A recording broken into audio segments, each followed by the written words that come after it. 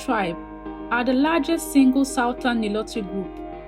They are cattle herders living in northern Bahr al Ghazal and areas in the south and west of the White Nile. The Dinka originated from Gezira in what became Sudan.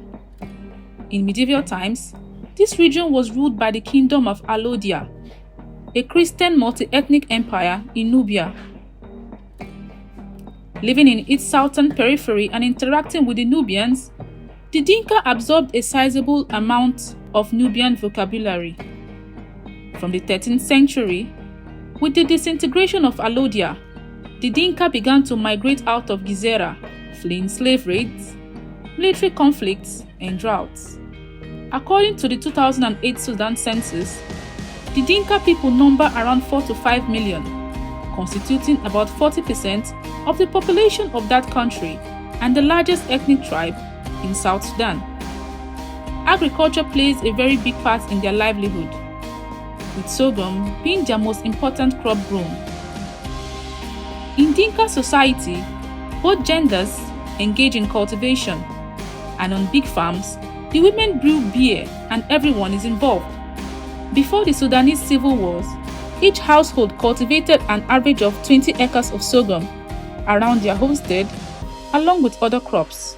Dinka are noted for their height, and along with the Tutsi of Rwanda, they are the tallest group in Africa. Roberts and Bainbridge reported an average height of 5 feet 11.9 inches in a sample of 52 Dinka agar and 5 feet 11.4 inches in 227 Dinka Ruweng measured in 1953 to 1954.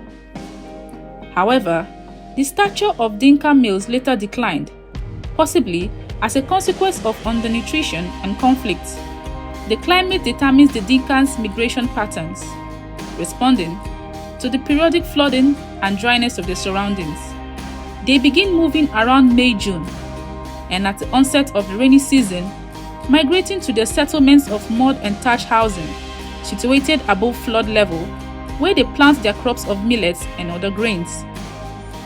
During the dry season, everyone except the aged, ill, and nursing mothers migrate to semi-permanent dwellings in the Toik for cattle grazing.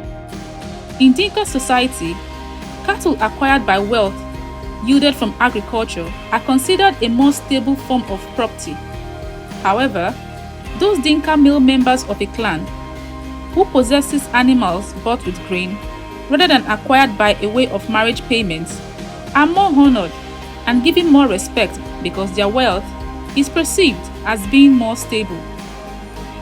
Dinka religious beliefs and practices also reflects their lifestyle.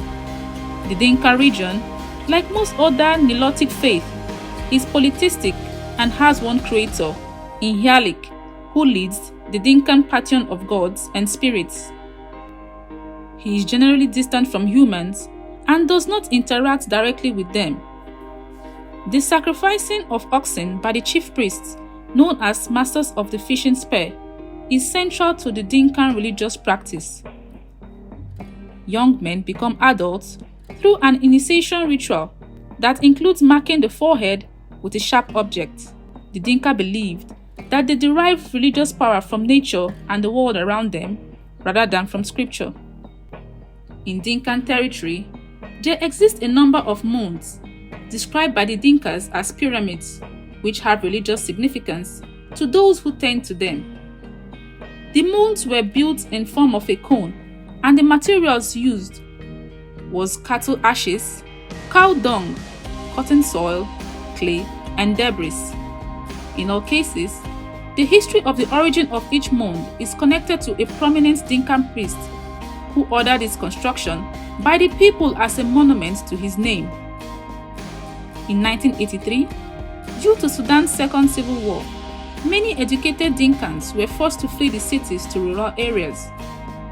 Some were Christians who had been converted by the Church Missionary Society, and amongst them were ordained clergymen who began to preach in villages.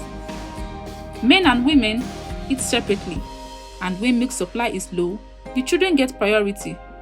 Children are fed milk from 9 to 12 months, and after about a year, children start eating solid food, which is mostly porridge.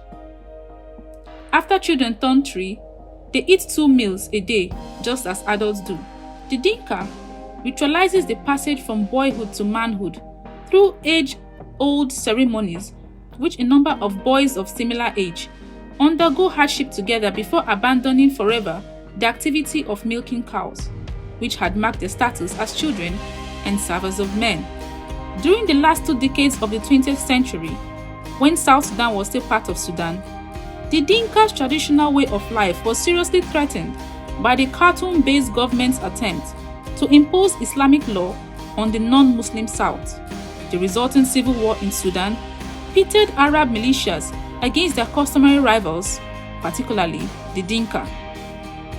In 1999, however, the moonlit Dinka-Nuer Covenant was signed and a ceasefire instituted between the 2 southern ethnic groups.